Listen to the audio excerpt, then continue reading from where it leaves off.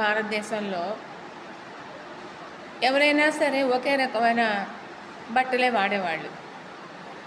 ముఖ్యంగా లేడీసు కట్టుకుంటే ఒక చీర కట్టుకోవటం, పెళ్లి కాని పిల్లలైతే పావడా జాకెట్లు వేసుకోవటం అలా కనిపించేది. కానీ ఇప్పుడు సినిమాల వల్ల కానీ, ఇంటర్నేషనల్ ఎక్స్పోజర్ వల్ల కానీ, లేకపోతే అందరూ చదువుకోవడం మీద కాన్సన్ట్రేట్ చేస్తున్నారు కాబట్టి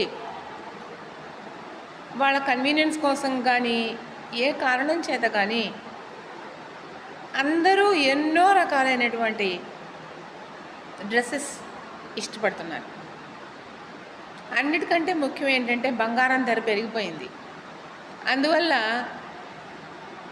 మెడకి చేతులకి బంగారం వేసుకోవడం అనేటటువంటి పూర్వకాలపు ఆచారము ఒక విధంగా